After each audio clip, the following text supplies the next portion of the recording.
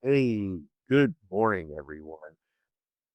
My name is Stephen Wright, and what I like to do is I call myself an operational psychologist and a workflow architect.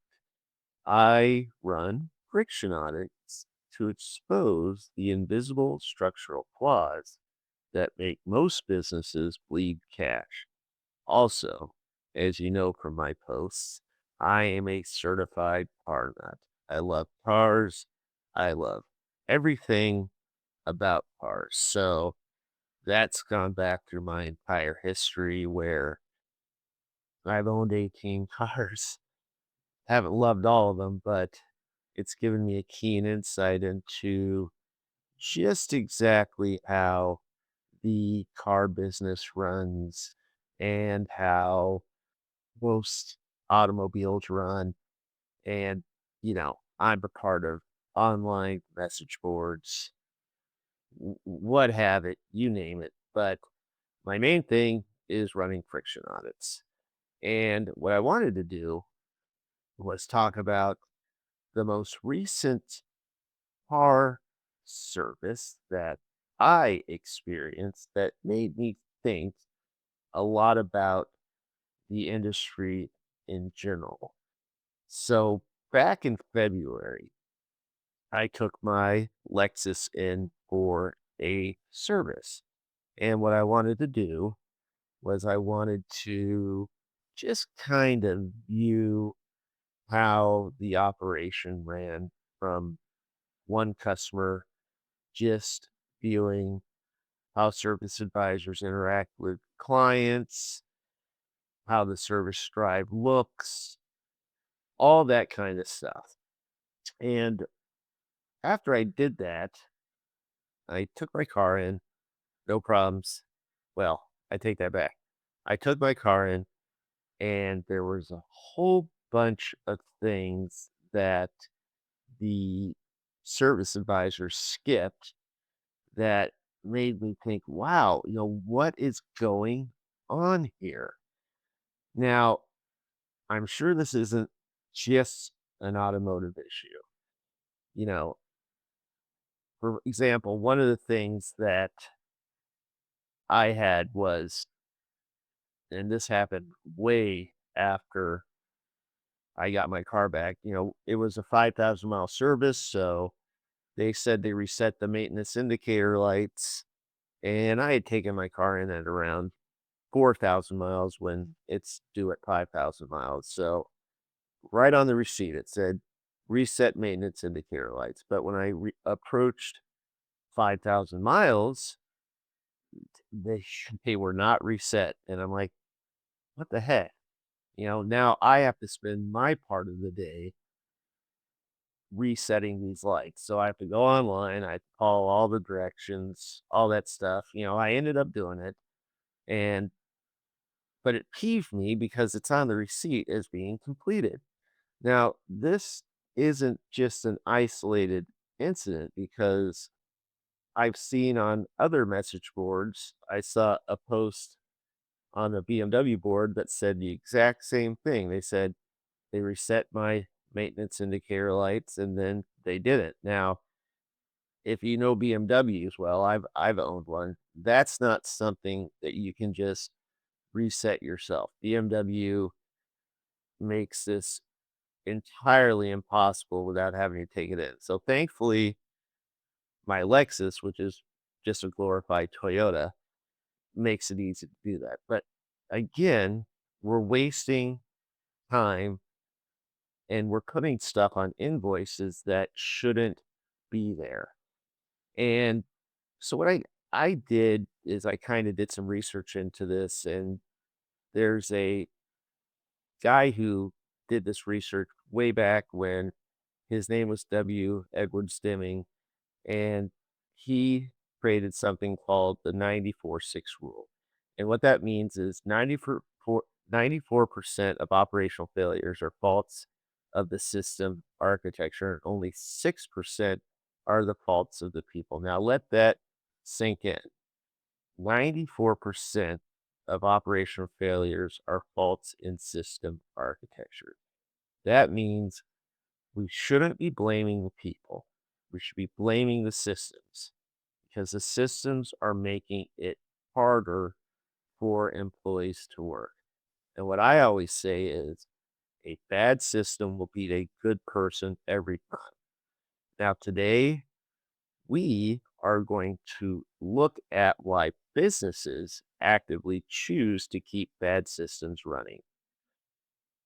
So, I want you to kind of take an overall look at businesses in general. Now, what happens when any high volume business gets slammed? You know, if we're looking at service drive, we've got maybe 50 cars sitting there waiting to be taken in.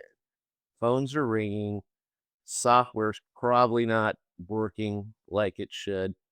And if you're like me, when it comes to car service, you want to get in and out. So most clients are impatient and the staff is completely overwhelmed. So humans in general cannot operate in constant chaos. And to survive their shift, they're going to start building shortcuts around the system. The system's slowing them down. So they are going to invent whatever they need to invent to make everything go faster. Sticky notes, separate programs. They bypass the CRM, they skip the intake forms, and they just manually force the job through. Because in that high volume business, you have to be fast. So, how do we define this concept? Well, highly trained operators inside the building stop trying to fix the broken software and instead they start taking pride in their ability to fight the software. They're happy with the duct tape workflow they put together and the manual workarounds, and they treat it as a badge of honor. Now, the longer you have been at a job, the more of these workflows that you have to skip around the system that's slowing you down. So it's happened to me at my jobs. The system slowed me down. So I, over 10 years, created many workarounds to get the job done faster because I can't rely on the system. So what I call this is I call this the shadow payroll. And I want to get across that executives are literally paying their staff's hourly rate to fight their own broken tools instead of creating value for the customer. So, long story short, they are funding their own friction. So, let me ask you guys, if the workflow is so broken, then why aren't the higher up executives fixing it? Well, I can answer that question for you. They aren't answering that question because their executive dashboards are glowing green. They're making money and they don't think anything's wrong. The money comes in, the surveys show good. Why should they care? Their business is making money. So the problem is that those CSI surveys or any surveys for businesses, they really only measure the survivors. They measure the people who had the patience to put up with the broken communication and the operational latency. And why I say that is that me, I'm a car nut, so I love cars. So when I'm getting my car service done, I see everything that's going on. But I'm just like a 1% of the population. Most people that take their cars in could care less. They get out of their car, they're written up, the service advisor tells them one thing, they don't even argue. They sit, they wait for their car, and then when their car is ready, they leave. And you can take that even a little further, and you could say something like, even if they're given a loaner car, they have something to drive. So the dealership gives them a loaner car and they drive home and they don't do anything because they've got something to drive. Why do they care? But again, that goes back to me in the 1%. I want my car back, but most people just don't care. So what this doesn't measure is all the phone calls that are coming in that people that they're not picking up the phone. And I had this happen to me in BMW.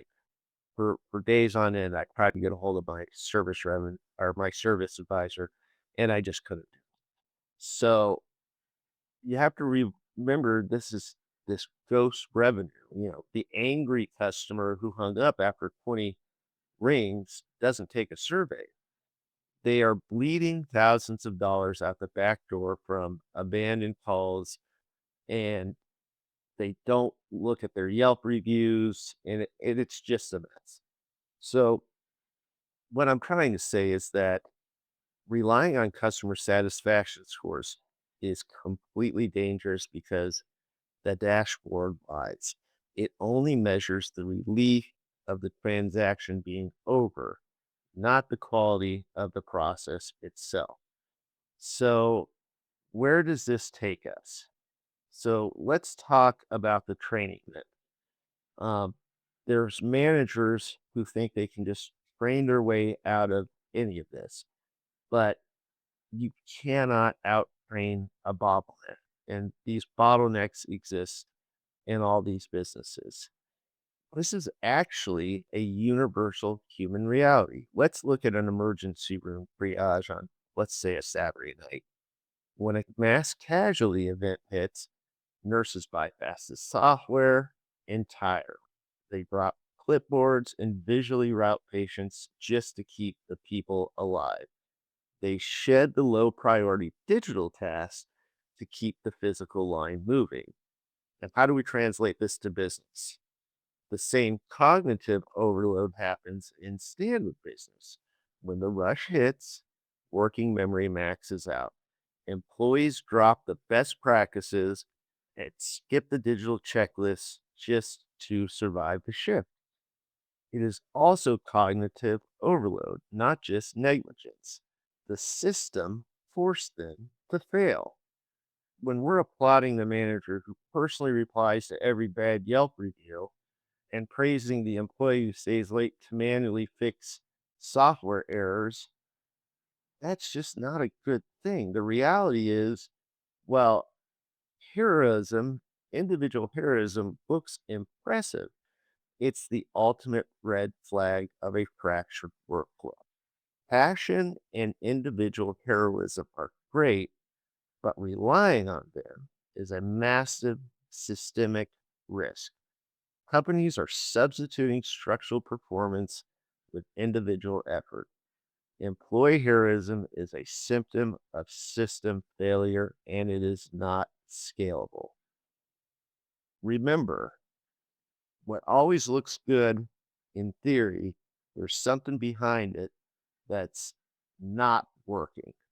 So I am the MRI that finds the fracture, and then I give you the solutions to fix it. So thanks for listening today. I hope you got some takeaways from this. And if you want to reach out to me about any sort of business problems that you see affecting your business that I just talked about, give me a shout out, send me an email, hit me up with a message on LinkedIn, and I'll get back to you. Uh, but thanks for listening, guys. This is my passion. I love doing this kind of stuff. So, and there'll be more coming in weeks coming up. So stay tuned and we'll get to the bottom of all this stuff.